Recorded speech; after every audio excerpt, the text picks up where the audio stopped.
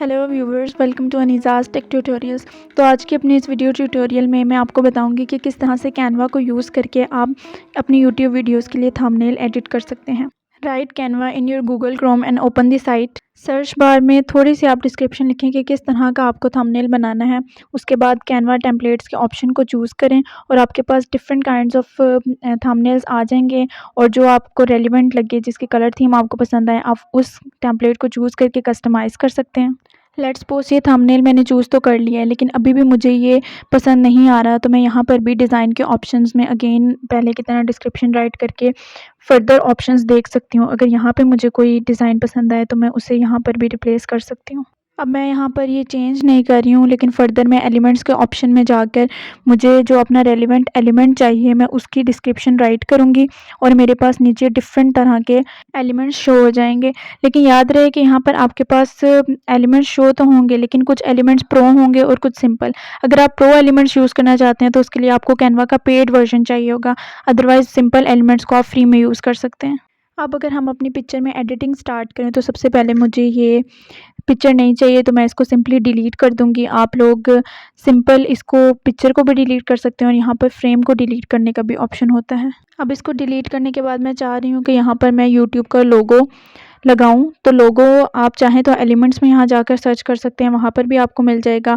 Otherwise आप Google Chrome पे जाके यूट्यूब लोगो और इमेजेस में जाके वहाँ से भी आप लोगो ले सकते हैं। अब यूट्यूब के लोगों की इमेज हमें मिल चुकी है और इमेज हमने कॉपी की और यहाँ पे हम पेस्ट कर देंगे। अपने पिछले कैनवा के ट्यूटोरियल में मैंने सही से बताया है कि किस तरह से इमेज को हम कॉपी करके यहाँ पर पेस्ट कर सकते हैं। तो अगर आपको यहाँ पर वो बात समझ नहीं आई है तो आप लास्ट वीडियो में वो चेक कर सकते हैं। अब मैं चाहती हूँ कि मेरी ये पिक्चर सर्कल में शो हो, तो मैंने एलिमेंट्स में जाकर सर्कल फ्रेम राइट करूँगी और सर्कुलर फ्रेम चूज़ करके मैं अपनी इमेज में जहाँ पर भी मुझे चाहिए वो पेस्ट करूँगी और फिर अपनी इमेज को जो मैंने कॉपी की थी उसको मैं सर्कल फ्रेम के अंदर एडजस्ट कर दूँगी। अब नेक्स्ट, अगर हमें बैकग्राउंड कलर नहीं पसंद तो हम इस कलर्स के ऑप्शन पर जाकर अपनी मर्ज़ी का कलर चूज़ कर सकते हैं। कलर एडजस्ट करने के बाद वो तमाम एलिमेंट्स जो मुझे रिक्वायर्ड नहीं थे उनको मैंने डिलीट कर दिया और माउस की हेल्प से मैंने अपने लोगो को एडजस्ट किया। अब मुझे अपने इस थंबनेल के लिए ग्राफ की ज़रूरत है, तो एलिमेंट में जाके मैंने ग्राफ सर्च किया और ग्राफ को चूज़ करके मैंने उसको यहाँ पे एडजस्ट किया अपनी इमेज में। नेक्स्ट मुझे विडाईक्यू का लोगो चाहिए था, तो अगेन मैंने गूगल क्रोम में जाके विडाईक्यू का लोगो सर्च किया, उसकी इमेज ली और इमेज को अपने डिज़ाइन में कॉपी पेस्ट किया। एलिमेंट्स को मैंने माउस की हेल्प से एडजस्ट किया। अब नेक्स्ट मुझे एक पॉइंटिंग एरो चाहिए था, तो मैंने एलिमेंट्स में उसे सर्च करके अपनी इमेज में एडजस्ट कर लिया। हमने जो पहले यूट्यूब लोगो की इमेज लगाई थी वो हमने अगेन इसके ऊपर एडजस्ट की। और अगर इस एरो को मैं अगेन अपनी इमेज में यूज़ करना चाहती हूँ तो यहाँ पर ही हमारे पास डुप्लिकेट का ऑप्शन है। मैंने इसको डुप्लिकेट किया और अगेन मैंने इसको यूज़ कर लिया।